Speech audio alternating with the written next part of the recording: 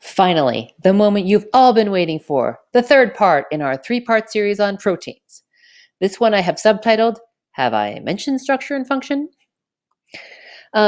So we're going to move on with proteins and really look at the effect of structure on functioning of a protein. So in part 2, we talked about how proteins fold up and how they have to have the exact right structure, primary structure, secondary structure, tertiary structure, quaternary structure, in order to have the correct function. And I cannot stress enough how important this is. So in order to help me do this, we're going to look at a disorder that is due to an incredibly small change in structure that has a huge effect on the functioning of a protein. So probably a lot of you have heard of sickle cell disease or sickle cell anemia. Okay? And sickle cell anemia, it results from, so it's a pretty significant blood disorder, has a lot of gross phenotypic effects, and it results from a very tiny, slight, seemingly insignificant change in the primary structure of one of the subunits of the protein for hemoglobin. So again, a very slight change in primary structure. We're going to change one amino acid out of hundreds. And it significantly affects a protein structure and ability to function.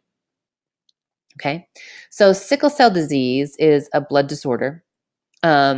Results from a single amino acid substitution in the protein hemoglobin.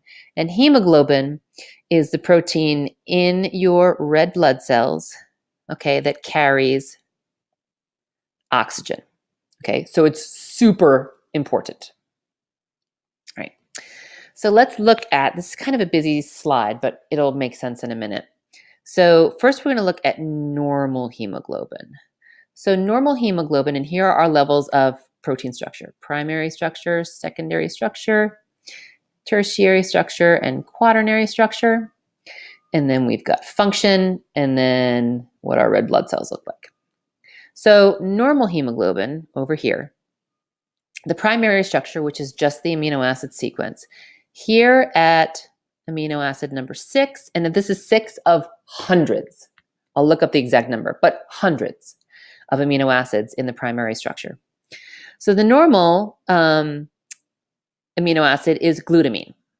When you have glutamine at position 6, this is what the beta subunit of hemoglobin looks like. So this is its normal configuration when it has folded up into its secondary and tertiary structures.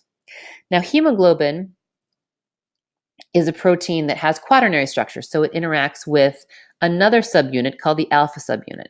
So there's 2 beta subunits and 2 alpha subunits in the quaternary structure of normal hemoglobin. When you have hemoglobin, it's kind of the quaternary structure, you get this kind of globular or round, we call it globular, because it looks like a glob. So globular protein, and they just kind of float around and carry oxygen. See, there's some oxygen in there. And your red blood cells look totally normal and fabulous like that. All right. If you have sickle cell anemia, now we're going to look down here, okay? That glutamine at position 6 is changed to a valine.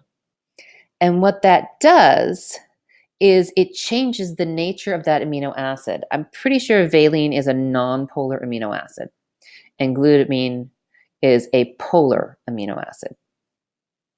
Okay, so this makes a significant difference. And what it does is, because you change the primary structure here, it's going to change the secondary and tertiary structure of the beta subunit. Look, it looks completely different. And it exposes this weird area.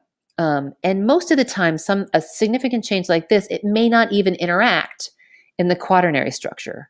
But sort of unfortunately, it still does interact with the normal alpha subunits into a sickle cell hemoglobin particle.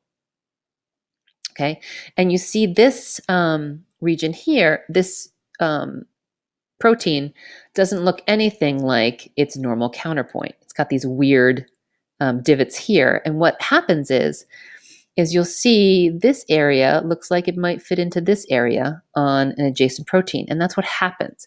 And what you get is you get these hemoglobin molecules cross-linking into these long strands of hemoglobin.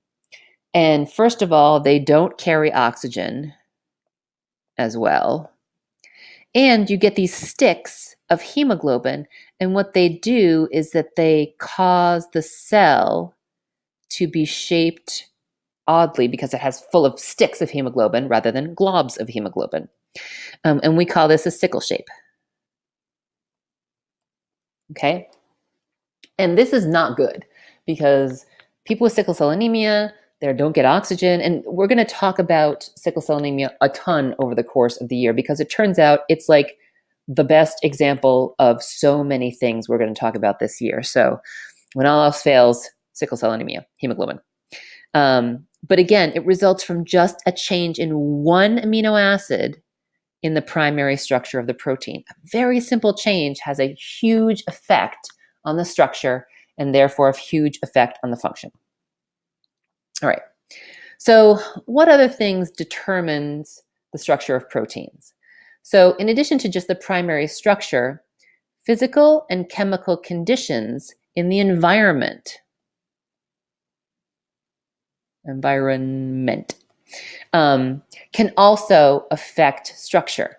If you change pH or salinity or temperature or other environmental factors, this can cause a protein to unfold or not fold up properly. When you have a protein or a polypeptide that unfolds or unravels its higher order structure, we call this process denaturation. Okay? And if you have proteins that denature, they don't have the right structure because they're not folded up right, so they don't have the right function. So they are biologically inactive. So no structure, no function. So here we have our normal protein is folded up all nice. If we have a change in pH or temp or salinity, okay, that can cause the protein to unfold and denature. Okay, if you change the environmental conditions back, it can renature and fold up normal again. But over here we have function, T-I-O-N, and over here we have no function. No function without structure. All right.